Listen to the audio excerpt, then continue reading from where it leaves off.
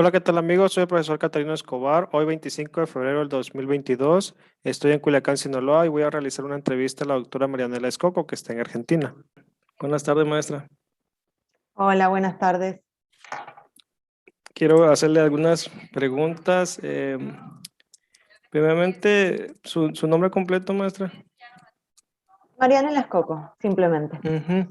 ¿En qué año nació? Nací en 1986, el 3 de febrero, Ujú. ¿En dónde? en Rosario, que es una localidad de, bueno, el llamado interior de Argentina, está más o menos a 400 kilómetros de Buenos Aires. Ujú. ¿Cómo fue su infancia? ¿Cómo la recuerda? Bueno, mi infancia fue, bueno, en los primeros años de mi vida, hasta los 7 años, viví acá en esta ciudad. Después, en el año 92, en lo que, bueno, en Argentina los años 90 fueron muy difíciles, en Latinoamérica en general, debido a la flexibilización laboral y demás, a mi padre lo despiden de su trabajo, por lo cual tenemos que emigrar a un pueblo cercano, del cual era originaria mi mamá y allí tenía familia. Así que terminé, digamos, lo que acá es la escuela primaria y la escuela secundaria en este pueblo que se llama Vigán, está a 70 kilómetros de Rosario. Y luego, en el año 2004, cuando ya terminé la secundaria, volví a Rosario, volvimos con toda mi familia porque mi padre volvió a conseguir trabajo aquí y además yo empecé la universidad, así que a partir de ese momento y hasta hoy, bueno, vivo en la ciudad de Rosario. ¿Sus padres, su lugar de origen de ellos? Mi papá también era de Rosario y mi mamá de este pueblo que te comentaba, de Viam, que es el sur de la provincia de Santa Fe, un pueblo sobre todo dedicado a lo agro, ¿no? A lo agropecuario, para decirlo de alguna manera. De sus primeros años, que recuerde a qué jugaba en infancia. Sí, tengo, la verdad, muy pocos recuerdos de juegos, porque, bueno, nada, recuerdo más quizás ese tránsito doloroso, como fue para mí esa mudanza. Pero bueno, sí recuerdo, no sé, los recreos en la escuela, siempre fui a la escuela pública, qué sé yo, jugar a lo que jugábamos en ese momento como, no sé, la rayuela, saltar la soga. Para las niñas se usaba mucho, en esa época también estaba muy dividido, ¿no? Las niñas jugábamos por un lado y los niños por otro, a veces no. Bueno, hay un juego acá que se llama La Popa, no sé cómo lo conocen en México, ¿Cómo que es? es, eh, tampoco me acuerdo mucho y sé que regionalmente tiene variaciones, pero bueno, hay uno que tiene la popa y que si toca a alguno de los otros se lo pasa, entonces el resto de las niñas corren para que eso no suceda, pero la verdad que no tengo muchos recuerdos, tampoco sé si esto lo estoy diciendo bien, eh, pero bueno, eso, más que nada eso, y después, bueno, algún juego de mesa, ya un poco más grande, juegos de cartas de adolescentes, sí, ya el famoso truco, creo que allá se dice igual, no sé si se llama igual, el juego con las cartas españolas, Oh, y otros juegos que ni siquiera recuerdo el nombre. había como una división entre lo que jugaban las niñas y los niños. Y, Sí, solía pasar. De hecho, bueno, muchos de esos juegos los aprendíamos en lo que es la materia de educación física o gimnasia, donde a partir de más o menos cuarto grado, que sería 8 años, se nos divide y las niñas tienen educación física por un lado y los niños por otro lado, y eso es así hasta quinto año de la secundaria, hasta el último año de la escuela secundaria. Entonces, mucho de lo que aprendemos de niñas tiene que ver con, bueno, diferentes tareas. Entonces, los varones usualmente juegan al fútbol, mucho, en Argentina muchísimo, y las mujeres, no sé, a otros deportes como el vóley, que también se usa para los varones, pero la clara distinción es que las mujeres en mi época no jugábamos al fútbol. Ahora, por suerte, ya hay academias de fútbol femenino, las chicas, las niñas de temprano comienzan a jugar al fútbol, ya hay también fútbol mixto, así que eso es parte de lo que estamos cambiando. ahí en las escuelas había como una especie les ponían música o algo. No sé, Teníamos, sí, es una de las materias también, desde la primaria hasta, no los últimos años, pero sí los primeros años de la secundaria, tenemos educación musical. por ejemplo, en el receso, en el recreo, ¿les ponían alguna música? Que yo recuerde, no. Ujú. Ok, y por ejemplo, algunas imágenes que hubiese en los salones o en...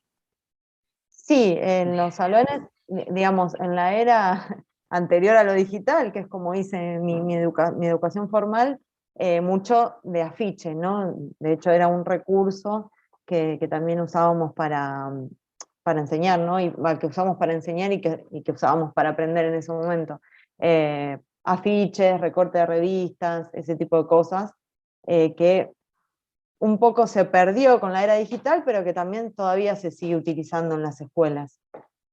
Y por ejemplo, no sé si vio imágenes de algunos líderes políticos en las escuelas en algún momento.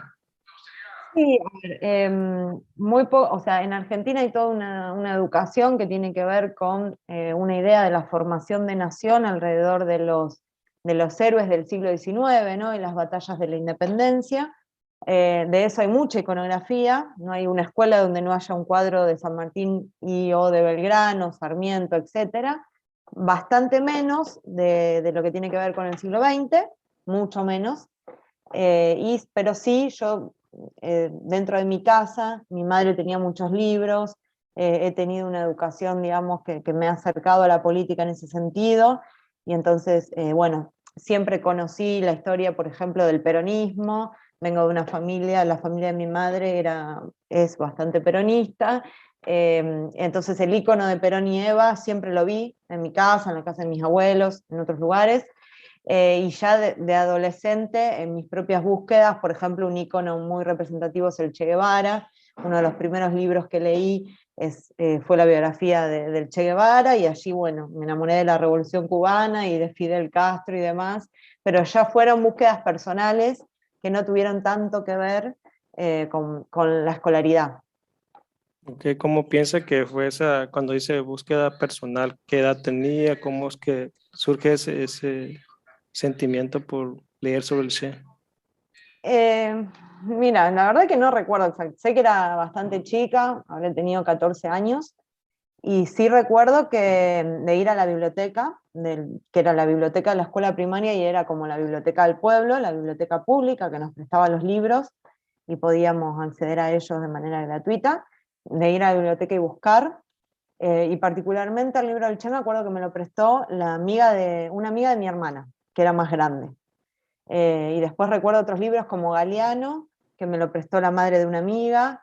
Esas búsquedas más que tienen que ver con personas, porque también en esa época yo no tenía internet, o sea, ya había llegado a Argentina y había un cierto nivel social que lo tenía, pero yo no accedía a eso. Entonces la búsqueda era analógica, digamos, ¿no? Por libros en la biblioteca, como te decía, y prestados de amigos o padres de amigos sobre todo. ¿Cómo selecciona su carrera que estudió? Por ejemplo, ya cuando iba a salir de la secundaria. Bueno, eso es algo que siempre me preguntan mucho, porque la decisión de estudiar historia sin duda es una marca en la vida. Y yo creo que, bueno, en algún momento, además siempre resalto que tuve muy buenas profesoras de historia, especialmente en la secundaria, que me atraparon, digamos, para decirlo de alguna manera. Y siempre pensé que no eran suficientes las respuestas a muchas preguntas, ¿no? A muchas preguntas del presente incluso. De hecho, bueno, como te decía, el despido de mi papá, la desocupación que vivió por años, que sin duda marcaron mi vida de una manera importante, eh, entender eso no como una condena, no como algo personal, no como algo que me había pasado a mí, porque además, entre otras cosas, no tengo educación religiosa, entonces no había a quien echarle la culpa, para decirlo de alguna manera, o a quien pedirle que mi papá consiguiera trabajo. Entonces, consideré que esa explicación, esa respuesta tenía que ser social, y creí que en la historia la iba a encontrar. Creí que analizando los procesos históricos que precedieron a la década del 90 y a esa gran ola de desocupación que hubo en Argentina y en América Latina, creí que esa respuesta iba a estar en la historia. Bueno, por supuesto, en la historia reciente, ¿no? Aunque cuando decidí estudiar la carrera no sabía que existía el concepto de historia reciente, pero sí estaba muy apasionada por la historia del siglo XX en general, ¿no? Tanto en Argentina como mundial, y creo que esa fue la búsqueda, y además me interesaba muchísimo ser docente. Quería ser docente, sí. Perdón. No, pensé que me ibas a preguntar algo. ¿Algún profesor que le haya recomendado alguna lectura o que usted se haya sentido como que identificada en algún momento? Sí, hubo varios, pero no tengo así uno en particular, no recuerdo uno en particular. Sí sé que me ha acercado a muchas lecturas por distintos profesores. Recuerdo que teníamos una profesora que ella era psicóloga, nos daba psicología y filosofía, y nos ha recomendado muchas lecturas que yo, bueno, mis compañeros no, pero yo leía, y acercarme a eso también, bueno, desde Freud hasta, digo, otras cosas, ni hablar Marx, pero con Marx ya me encontré más en la universidad. Pero bueno, esas lecturas desde los clásicos hasta literatura, de todo, ¿no? Pero no recuerdo uno en particular. ¿Cómo es que selecciona su carrera a estudiar? ¿En qué momento dice esta carrera y por qué? Bueno, siempre supe que quería estudiar algo que tuviera que ver con las ciencias sociales, porque si bien en su momento me llevaba bien con los números, es algo que me parece un poco aburrido, y no podría, qué sé yo, estudiar una carrera relacionada a la medicina, entonces un poco siempre supe que iba por ahí. En algún momento pensé en derecho, porque en Argentina es como muy importante estudiar derecho, después me di cuenta que no era para mí.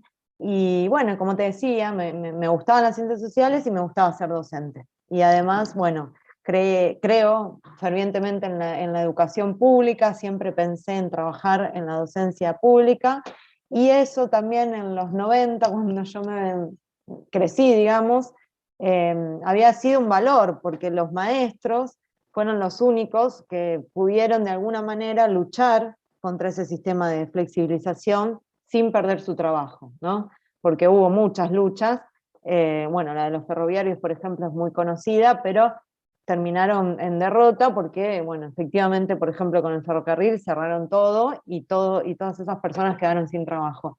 Los docentes, aún muy precarizados, con salarios muy bajos, mantuvieron esa lucha y mantuvieron su trabajo, y eso para mí era muy significativo después de haber vivido la desocupación de mis padres. Entonces pensaba que si yo era docente del Estado, no me iban a poder despedir y no me iba a pasar lo que le pasó a mi papá. Eso fue una cuestión práctica, si se quiere, por la que decidí estudiar la carrera, pero que sin duda fue importante a la hora de la decisión. Y en el momento de decidir dónde estudiarla, otra vez fue mi hermana, que ella ya había empezado a estudiar una carrera universitaria, y me dijo que esta carrera se estudiaba en la Facultad de Humanidades, donde estudié efectivamente, y allí me llevó a anotarme, con 17 años que yo tenía, y bueno, desde el primer día que empecé Humanidades no la dejé nunca más. ¿A qué procesos históricos se acercó? ¿Cuáles le llamaron la atención?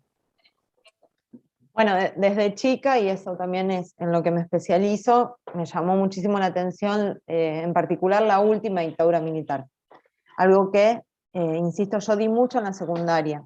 Después hubo una ley, pero es del año 2006, donde es obligatorio dar la dictadura militar en las escuelas, y por ejemplo también es feriado el 24 de marzo, que es el día de conmemoración del aniversario del golpe de Estado de 1976. Pero cuando yo estudiaba eso no sucedía, sin embargo tuve profesoras que nos dieron mucho sobre el tema.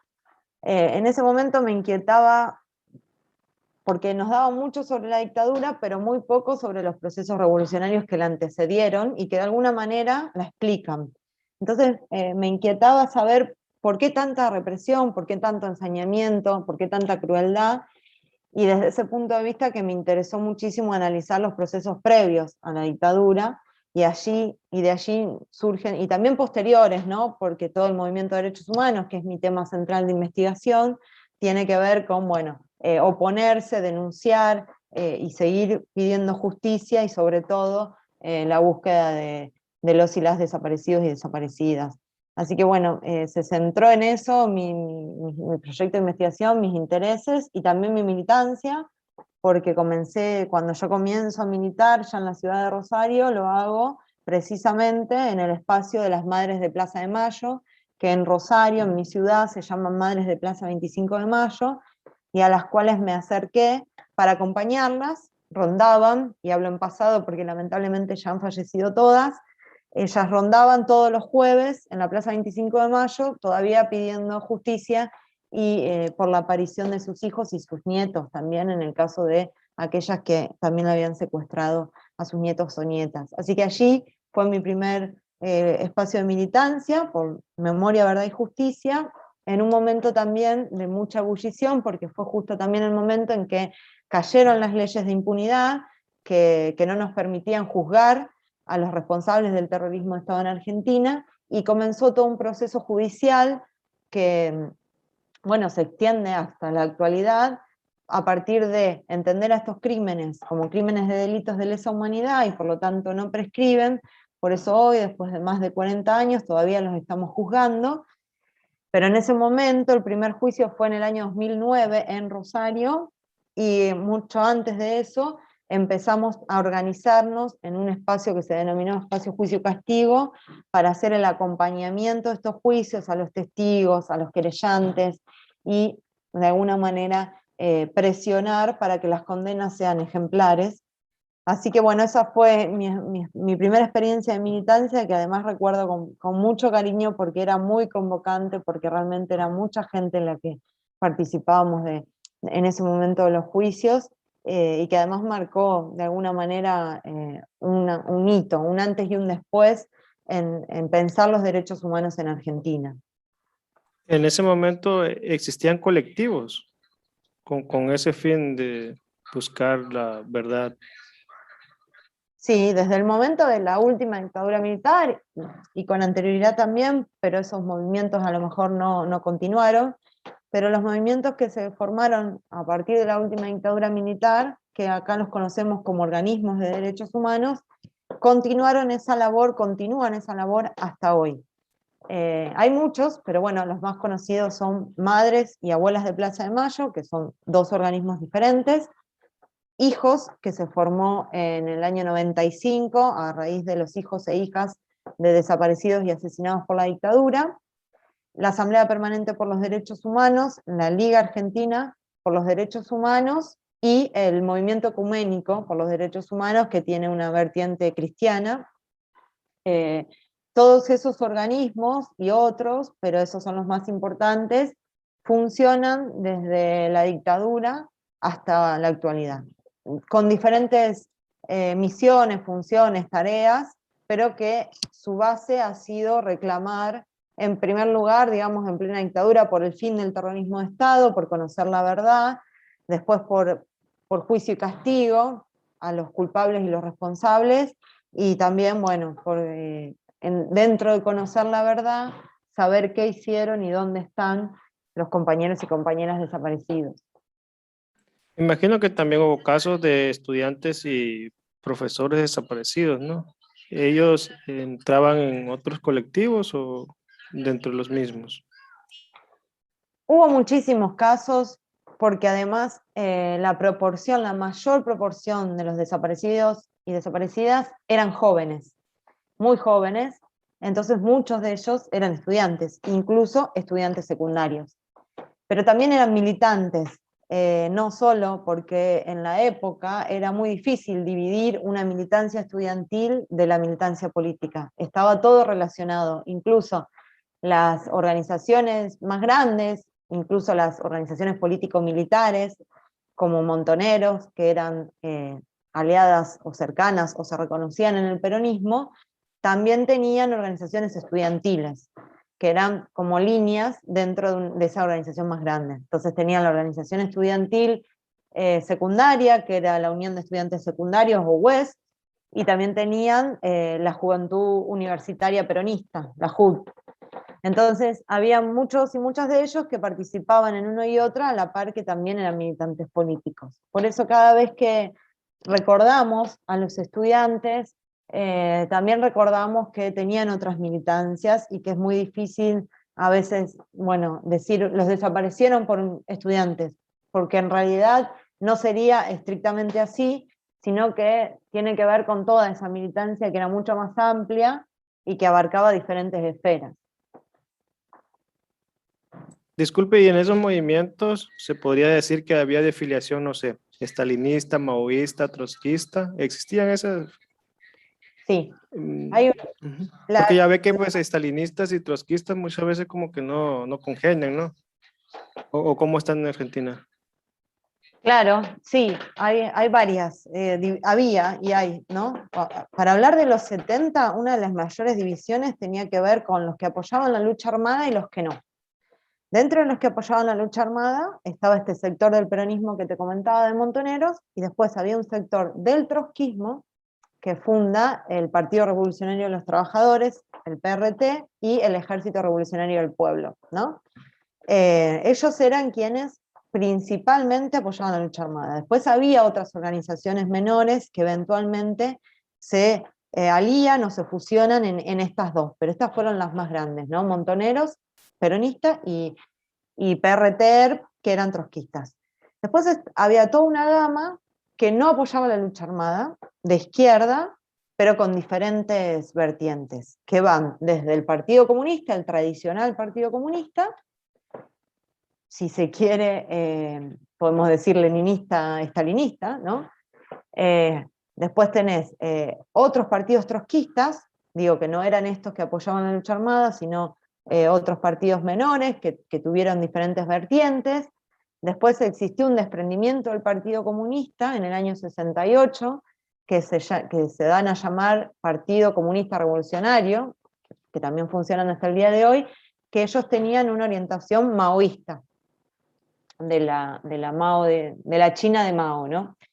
Bueno, todas esas vertientes convivían en el movimiento estudiantil y en el movimiento popular en general, ¿no? Y algunas, como te decía, permanecen hasta la actualidad y otras no. Claramente, aquellas que apoyaban la lucha armada se han desarticulado durante la dictadura, la última dictadura militar. Gracias, maestra. ¿Por qué se maneja un número de 30.000 cerrados? O sea, ¿por qué no 28.900? ¿Por qué un número cerrado? El número de 30.000 tiene más que ver con una consigna, con una bandera, con una denuncia, pero que se hace frente a la estimación de la cantidad de denuncias que había para el momento en el que surge la cifra, que tiene que ver con los primeros años de la dictadura. No podemos, nunca vamos a poder, y esto lo decimos siempre, decir una fecha exacta por las características clandestinas de la represión. Por ejemplo, podríamos decir, aunque todavía tampoco la tenemos, pero tal vez en algún momento podremos decir la cantidad exacta de presos legales que tuvo la dictadura. Sin embargo, esa no fue la metodología mayoritaria aplicada por la última dictadura militar argentina. La metodología mayoritaria fue la del secuestro clandestino, es decir, no era una detención legal, sino que era un secuestro clandestino, el alojamiento durante un tiempo determinado en un lugar también clandestino, del cual se desconocía el paradero de esa persona, y en la mayoría de los casos el asesinato con también el encubrimiento y desaparición del cuerpo. Por eso nunca vamos a saber cuántos son en realidad, porque esas cifras, si las tienen, las saben los represores, y hasta el día de hoy nunca nos las han querido dar, nunca han querido decir ni cuántos son, ni dónde están, ni qué hicieron con ellos. Hubo un pequeño porcentaje de personas que pasaron por ese circuito clandestino, es decir, de secuestro, detención clandestina y luego liberación, que son los que denominamos como sobrevivientes, que no pasaron por el circuito legal, que en algún momento las familias y los organismos los contaron como desaparecidos, porque efectivamente estaban desaparecidos, es decir, no sabíamos dónde estaban, pero que luego han sido liberados y recuperado su libertad, ¿no? Por eso, una cifra exacta no la vamos a poder dar nunca, por el carácter clandestino que tuvo la represión en Argentina. Insisto, sistemático. porque, bueno, conocemos, ¿no? En Chile, en Uruguay, hubo también desapariciones que se contabilizan, pero que son menores y sobre todo, no solo en comparación con Argentina, sino en comparación con los represaliados de esos propios países, ¿no? En Chile hubo muchísimos más asesinados en la vía pública, que también se pueden contar porque fueron declarados, y en Uruguay hubo muchísimos presos políticos, una cantidad enorme, y sobre todo en comparación con los desaparecidos. En Argentina la metodología mayoritaria, sistemática, que instrumentaron los militares y las policías, fue la desaparición de personas, que tiene precisamente ese fin, ocultar la verdad. Y desde ese punto de vista, no vamos a poder nunca saber en realidad cuántos son. Pero 30.000 compañeros desaparecidos es una consigna que hemos llevado adelante por años, que han elaborado los organismos frente a denuncias que tienen base científica también. Por ejemplo, se ha dado a conocer muchos años después un comunicado que hace la CIA, que después cuando desclasifica sus archivos se ven, donde dice que para el año 77, es decir, el segundo año de la dictadura, ya había 22.000 opositores eliminados, ¿no? Le ponemos comillas porque son los términos que ellos usaban, ¿no? Entonces, si pensamos que para el 77 la CIA ya declaraba esa cantidad, es muy probable que efectivamente y lamentablemente sean 30.000. Mientras tanto, para nosotros siempre van a ser 30.000. Bien, fíjese, se ubica es un, digamos, artista que sale, Peter Capusotto, y sus videos, sí lo he visto.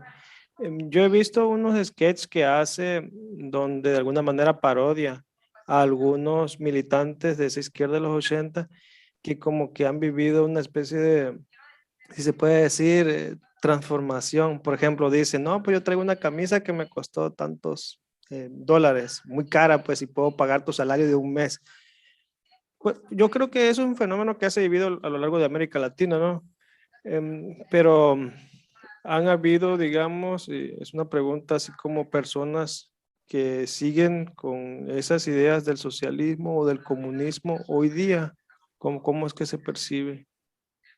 Sí, yo creo que lo que ha cambiado mayoritariamente y de manera, si se quiere, radical, es el apoyo a la lucha armada, que tiene que ver con una metodología y no con una ideología.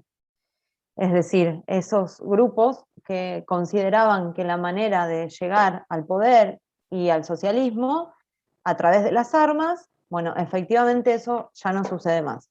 De hecho, en Argentina hay un hecho paradigmático. La dictadura termina en el año 83 y en el año 89 un grupo que se rearma, sobre todo de ex militantes del PRTERP, intentan el copamiento a un cuartel militar, digamos, con los métodos de la lucha armada, y eso fue muy cuestionado por todos, no solo por la prensa, el gobierno y demás, sino también incluso por muchos militantes de izquierda. A partir de ese momento, año 89, es muy difícil pensar en Argentina que alguien pudiera llevar a cabo algún grupo de lucha armada. Sin embargo, y esto es una opinión personal, la idea o la ideología o la aspiración al socialismo es digamos, otra discusión que no tiene que ver necesariamente con la lucha armada. Y sí, por supuesto que todavía hay grupos en Argentina, aunque seamos minoritarios, que creemos que tiene que ser el socialismo o alguna suerte de, por supuesto, ser reconvertido. Por supuesto, ahora no podemos pensar en un socialismo que no incluya el feminismo y el ambientalismo. Las grandes luchas en el mundo hoy pasan por el feminismo y por el ambientalismo, pero precisamente por eso, porque creemos que el sistema que ha oprimido de manera más feroz a las mujeres y al planeta y al ambiente es el capitalismo. Bueno, todavía hay grupos que estamos convencidos de que tenemos que salir de este sistema y que además, si no lo hacemos, nos va a llevar a la destrucción directamente, ¿no? A la destrucción del planeta y de la especie humana y de todas las especies que vivimos en él, ¿no? Aunque insisto, a veces parece anacrónico hablar de socialismo y muchas veces nos acusan de eso. Bueno, yo creo que es una de las salidas. Tendremos que construir un socialismo diferente. No sé si llamarlo socialismo del siglo XXI, porque esa palabra ya se usó, y no sé si es eso lo que tenemos que construir, a lo mejor sea algo diferente, pero sin duda tiene que ser algo diferente al capitalismo, para mí, ¿no? Opinión personal. Sí, sí, gracias. ¿Se puede decir que en Argentina terminó el terrorismo de Estado? ¿Y en qué Sí. momento? ¿En qué momento termina? Sí, en Argentina termina el terrorismo de Estado cuando termina la última dictadura militar, se hacen elecciones libres, comienza esta democracia que tiene muchas deudas, muchas falacias, pero que ya no aplica de manera sistemática un control político sobre la población de manera violenta. Si entendemos el terrorismo de Estado como eso, digamos como aquel que ocupó todas las instancias del Estado que deben cuidarnos, desde las comisarías, los cuarteles militares, hasta los hospitales, en el caso de la última dictadura militar, ¿no? El terrorismo de Estado ocupó todas esas instancias del Estado para producir el efecto contrario, ¿sí? En lugar de cuidarnos, perseguirnos, asesinarnos, desaparecernos, ¿no? Eso terminó con la última dictadura militar. Ahora bien, la reconversión no es automática y quedaron muchos de los aparatos de ese Estado represivo en funciones, en algunos casos de manera personal y en otros casos está de manera estructural todavía sentado en las instituciones, sobre todo en las instituciones represivas, como son las policías y las Fuerzas Armadas, ¿no? Por eso seguimos teniendo en Argentina muchísimos casos de violencia policial o de violencia institucional que es quizás más abarcativa que la violencia policial. Estoy pensando, por ejemplo, en las cárceles, pero también estoy pensando en otras instituciones de encierro, como podemos pensar a las instituciones de encierro de salud, ¿no? De salud mental. Pero lo vemos claramente, lo vemos muy claro en las cárceles, que es, si se quiere, una represión silenciosa, porque a las cárceles van los pobres, va lo más bajo de la sociedad, y todo lo ponemos entre comillas, entonces a muy poca gente le importa lo que sucede allí, lamentablemente, ¿no? Lo que pasa es que el movimiento de derechos humanos en Argentina, ¿no? Este movimiento que surge a raíz de la última dictadura militar, tiene la particularidad de haber sido un movimiento de clases medias, de clases educadas, de profesionales, ¿no? Que de alguna manera tenían acceso a un poder simbólico, a un poder cultural, ¿no? Que no tienen ahora las familias de esos presos. Entonces ahí es donde se pierde un poco ese reclamo por condiciones de habitabilidad que deberían tener las cárceles, ¿no? Condiciones de higiene, condiciones de salud. Sin embargo, este movimiento de derechos humanos también se ha reconvertido y lucha hoy en día por denunciar la violencia policial, la violencia institucional en las cárceles, aunque no tanto como quisiéramos, no es hoy un tema de agenda, excepto para algunos grupos, pero eso sigue pasando y hay movimientos y hay nuevos, ¿no? Hay organizaciones nuevas que se crearon. En Rosario tenemos una organización que se llama Contra la Violencia Institucional, multisectorial contra la violencia institucional, en la que, por ejemplo, en este momento está participando de un juicio que se está llevando en Rosario contra 19 policías que están acusados del asesinato, encubrimiento y desaparición de un pibe de 20 años en una comisaría, ¿no? Eso sigue funcionando, pero a diferencia de la dictadura, ya no es sistemático. Tampoco es que sean hechos aislados, porque responden a una práctica habitual, pero no es la cantidad, la magnitud que tenían, y hoy en día tenemos espacios donde canalizar esas denuncias, aunque también cuestionamos y muchísimo a la justicia, pero todavía existen esos espacios donde podemos visibilizarnos, donde podemos hacer una marcha. Eso en dictadura no se podía hacer. Es decir, existen performances, como usted dice, marchas, literatura que trate la última dictadura. Ujú. Existe todo ese trabajo, pues, toda esa literatura. Por ejemplo, me recordó a Mariana Enríquez. Ella escribe como un tipo de literatura de terror y habla sobre los desaparecidos, sobre este proceso. ¿Y cómo, si quiere abordar algo de ello?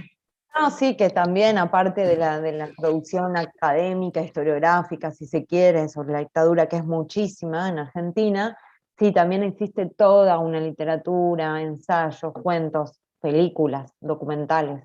En Argentina, la última dictadura militar, sin duda es un hiato que es casi imposible encontrar una persona que no sepa lo que pasó en dictadura. Podemos encontrar diferentes opiniones y versiones, pero en Argentina el hecho de la desaparición es muy importante. Por eso desaparecido en este país es una palabra que no se puede usar para cualquier cosa, ¿no? Es muy sensible a muchas personas y eso atraviesa todo, atraviesa lo cultural. Estoy pensando obras teatrales, digo, todo en algún momento roza esa historia tan cercana y tan dolorosa que tenemos. ¿En qué momento empezó a emplear la historia oral? Bueno, eh, como te comentaba antes, cuando nos acercamos a acompañar a las madres en sus rondas de los jueves, en ese momento ya nos dimos cuenta que todas estaban muy viejitas y que era un testimonio que se iba a perder. Otra cosa muy particular de Argentina es que todo, la historia, las producciones y mucho, se hace desde Buenos Aires, ¿no? Que es la capital del país y que tiene una centralidad política que arrasa todo lo demás. Entonces, hay muchísimo escrito y producido y demás sobre las madres de Plaza de Mayo de Buenos Aires, y no había nada en ese momento sobre las madres de Rosario. Que muy humildemente, con mucha fuerza, con mucho empeño, habían mantenido esa lucha por tantos años. Entonces, en ese momento, con un grupo de compañeros y compañeras, decidimos hacer un video documental sobre la historia de las madres de Plaza de Mayo. Teníamos muy pocas herramientas porque no sabíamos casi nada de producción documental, pero teníamos muchas ganas de entrevistarlas. Y ahí fue que hicimos las primeras entrevistas, que luego se plasmaron en lo que es el video que se llama Arderá la Memoria, la historia de las madres de Plaza 25 de Mayo, y lo pueden encontrar en YouTube para quienes le interesen.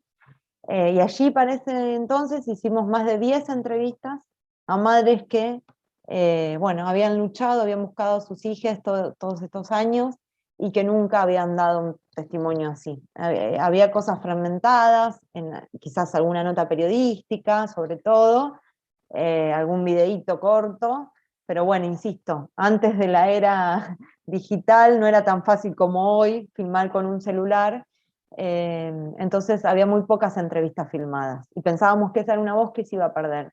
Y efectivamente, bueno, fue así, porque creo que es uno de los pocos materiales que reúne la historia de todas. Después hay algunos individuales que toman a cada una, pero en el colectivo, el grupo, como organización, creo que es el único.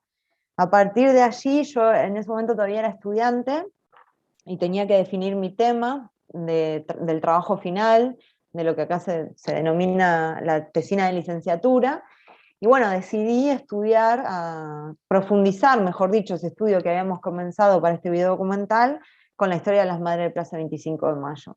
Y allí, entre otras cosas, trabajé con todas esas entrevistas, que eran orales y filmadas, las transcribí, las pasé a papel, digamos, y también continué haciéndole algunas otras, repreguntando cosas con ellas, ¿no? Que insisto, eran muy cercanas a mí. Así que yo digo que empecé a hacer historia oral sin saber que la hacía, porque no me propuse hacer, cuando hicimos ese documental, no estaba pensando en el concepto de historia oral o en hacer una investigación de historia oral, sino que lo que estábamos pensando era en no perder esas voces y esas historias de las madres. Y bueno, de esa manera llegué y la verdad que entre otras cosas estoy muy agradecida a la vida por haber tenido la posibilidad de conocerlas, de tener esos testimonios y después poder trabajar con esos testimonios a los que vuelvo siempre, aunque mis investigaciones avanzaron y después sí hice muchísimo más sobre historia oral y sobre muchísimas otras historias y otras personas y otras militantes, pero siempre vuelvo a las historias de las madres porque son increíbles, ¿no? Son maravillosas y también son muy dolorosas, pero sobre todo su historia de lucha, su, su potencialidad, su pertenencia, su insistencia, su dignidad, me siguen pareciendo maravillosas. Gracias, maestra. Fíjese, aquí en nuestro contexto en México, quizás en otros países también se ha dado como una historia de héroes y villanos. Y aquí en México, al menos en la historia oficial y también por parte de algunos colegas, se sigue haciendo esa historia de que se trata de crear eso, pues, esa polarización en cuanto a las personas o los personajes.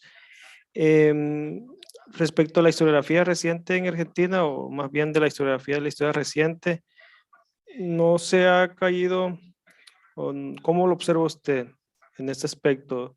¿No se ha escrito, por ejemplo, como uno se ha hecho una historia de víctimas y victimarios? Si puede hacer un balance? No, yo en la historiografía creo que no, porque la historiografía académica, digamos, realmente en Argentina es muy profunda, problematiza, intervienen otros actores, trabajamos distintas fuentes, incluso hemos tenido la posibilidad de acceder a archivos militares. Bueno, conozco personas que entrevistan, incluso entrevistaron a, a militares y demás, y siempre la idea es problematizar, es pensar, bueno, ¿cómo se llegó a esto sin que haya, como vos decís, una historia de amigos, enemigos, héroes, traidores? No digo en la historiografía académica, pero no es lo que más llega a la sociedad. Sí hay toda una literatura militante, si se quiere, o memorial, o memorias, testimonios, testimonial, ¿no? Como la queramos llamar, que sí abona esa idea de, no solo de víctimas y victimarios, que de alguna manera está un poco más claro, ¿no? Porque es innegable que, bueno, no se puede comparar, aunque mucho tiempo en Argentina funcionó lo que denominamos la teoría de los dos demonios, ¿no? Que intentaba equiparar a la violencia ejercida por la dictadura y por los militares con la violencia de las organizaciones guerrilleras, ¿no? Si bien eso existió durante mucho tiempo y en algún ámbito sigue funcionando, bueno, hay una suerte de consenso en que no es equiparable la violencia que se ejerce desde el Estado, por eso terrorismo de Estado, con la violencia que pueden ejercer las organizaciones de la sociedad civil, ¿no? Pero hay todo, si se quiere, una literatura, una historiografía que cuestiona también el accionar de las organizaciones guerrilleras. No desde el punto de vista moral, sino desde el punto de vista político. Si fue o no la estrategia correcta, si la lucha armada es o no la estrategia correcta, y aún dentro de la lucha armada, si las acciones que se llevaron a cabo fueron correctas. Digo, hay toda una cuestión de pensar en eso, de cuestionar eso. Lo que yo más me separo de alguna manera es con toda una visión de héroes y traidores, que es una visión militante y que tiene que ver con, bueno, de alguna manera, los héroes son los que murieron y, bueno, y hay muchos y muchas que sobrevivieron a quienes se los cuestiona más o se los ha puesto en un lugar de traidores, que para mí es muy doloroso, además, no solo para ellos, sino también para sus familiares, para sus organizaciones y demás, que la muerte no los salva de nada a quienes murieron, ¿no? También habrán cometido errores y también es necesario que los analicemos, y que haber sobrevivido tampoco los culpa, ¿no? Entonces, a mí me gusta separarme, sí, de esa dicotomía entre héroes y traidores que ha vivido o ha habitado mucho de la militancia setentista y de esa militancia posterior que se mantuvo en los organismos de derechos humanos, ¿no?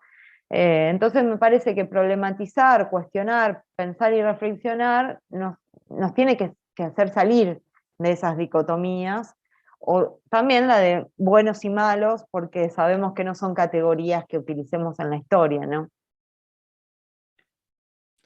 Respecto a historiadores que difundan, valga la redundancia, la historia, por ejemplo, se me viene a la mente Piña, pero hay personas que no les gusta, porque ese conocimiento científico, pues muchas veces como que se disminuye mucho, se diluye. No sé si gusta opinar algo. Sí, sobre todo yo creo que se transgiversa en algunos casos, porque yo estoy de acuerdo con que es necesaria la divulgación y estoy de acuerdo que para divulgar es necesario hacerlo accesible, que no podemos hablar entre académicos nuestro idioma si nadie nos entiende, ¿no? Entonces me parece que hacerlo accesible, poder ponerlo en palabras que de alguna manera todos podamos comprender y sobre todo, y también los niños y adolescentes, ¿no? Eso no me parece mal. Sí me parece mal cuando se transgiversan hechos, se los realza por parecer más lindos, o se los oculta por no ser tan, digamos, acordes a una historia nacional. Yo, digamos, cuestiono eso, de Piña y de otros. La mayoría abona a una historia nacional escrita desde Buenos Aires, como te decía antes. Y además también exaltando héroes y batallas y gestas históricas y patrióticas. Y bueno, nuestros héroes del siglo XIX también están llenos de errores, ¿no? Y también hay una suerte de revisionismo histórico, si se quiere, donde, bueno, en los últimos años se han levantado algunos de esos héroes nacionales del siglo XIX, no sé, por ejemplo, San Martín y Belgrano, pero también Güemes, Moreno, Dorrego, y se ha condenado a otros como Sarmiento, Roca, Avellaneda, que por supuesto estamos de acuerdo, ¿no? Pero tampoco contar esa historia otra vez, como héroes y traidores, ¿no?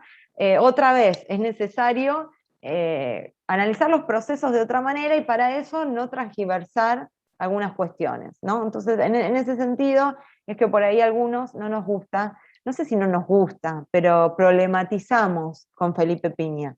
Pero por supuesto le reconocemos que ha hecho a la historia accesible y sobre todo que ha puesto muchos temas en agenda que a raíz de quizás su intervención o sus libros han presentado debates que sí han tenido quizás otra complejidad y que son, por supuesto, interesantes que se den en la sociedad.